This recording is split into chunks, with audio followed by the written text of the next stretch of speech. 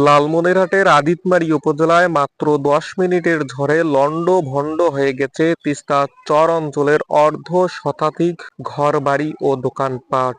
কৃষিতে ব্যাপক ক্ষয়ক্ষতি হয়েছে।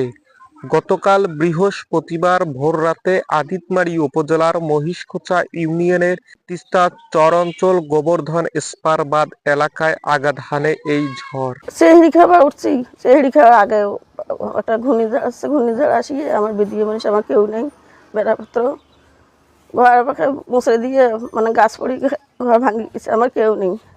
কী করবো? টাকা পয়সা নিয়ে মাইছি বেদ করি খাই, আমি কী করি? যেখানে থাকবো সেখানে জায়গায় শেষ বাস্তবনায়। সেহরির সময় তিনটে সাড়ে তিনটে বাজে আর কি, ওই সময় সেহরি খাসি আর কি।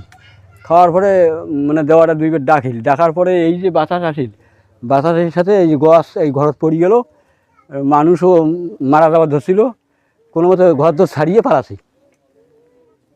এই জমিতে থাকি কেন, আমাদের জমা জমি নেই, আর মাইসিতে একটু আশ্রয় নিয়ে আসি, তো সেও তো ঘর দর ভাঙি গেল। আমরা সিঁড়ির সময় উঠলাম, শ্বশুর শাশুড়ি আমি আমার বাচ্চাকে নিয়ে উঠছিলাম। খাওয়া দাওয়া করার পরে আবার যা ঘুমাইছি, তখন হঠাৎ করে বৃষ্টি আসলো। আসার পরে খুব জোরে একটা হাওয়া আসলো। আসার পরে আমার শ্বশুর শাশুড়ি দরজা ভাঙছে, ভাঙার পরে আমার বাচ্চা সহ আমার বাড়ি করছে।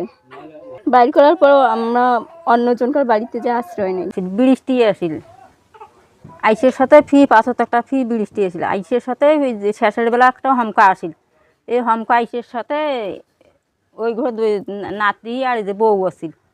তখন ওই চিকড়িয়ে যখন না শোনে তখন দৌড় ফাটাইয়া এই ছয় পোয়া থেকে বেড়িয়ে বেড়কিয়ে তখন ওই যে ওই উমার বাড়ি গেছি, ওই যে গাছ পড়ছে ওই জন্য এই ছয় পোয়াতেই ধরে গেল। ভোররাতে সেহরি খাওয়ার সময় হঠাৎ আকাশ কালো মেঘে ঢেকে যায়। প্রবল বেগে ঝড় বৃষ্টি শুরু হয়। মাত্র ১০ মিনিট তাণ্ডব চালায় ঝড়। এতে অর্ধ শতাধিক কাঁচা ঘরবাড়ি ও দোকানপাট লন্ডভন্ড হয়ে গেছে।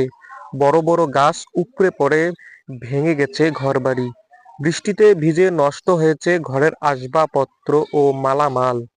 গতকাল দুপুরে জনপ্রতিনিধিদের সঙ্গে নিয়ে ক্ষতিগ্রস্ত এলাকা পরিদর্শন করেছেন উপজেলা প্রকল্প বাস্তবায়ন কর্মকর্তা পিআইও এনামুল হাসান।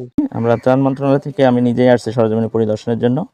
পরিদর্শন করে আমি দেখে আমি এটা তালিকা তৈরি করি, অনুসারের সাথে কথা বলে আমরা পরবর্তী পদক্ষেপ গ্রহণ করব। আশা করি যে দ্রুত একটা সমাধান হবে। পাশাপাশি আমরা এই মুহূর্তে আমরা ত্রাণ কার্য দেওয়ার জন্য আমরা শুকনো খাবারের একটা ব্যবস্থা করব। কি পরিমাণ ক্ষতি হয়েছে বলে আপনি? না, এখনও ওইভাবে আইডেন্টিফাই করা হয়নি, পরিদর্শন করতেছি, করা শেষ হলে বুঝতে পারবো। ইব্রাহিম সরকার, লালমনি নিউজ।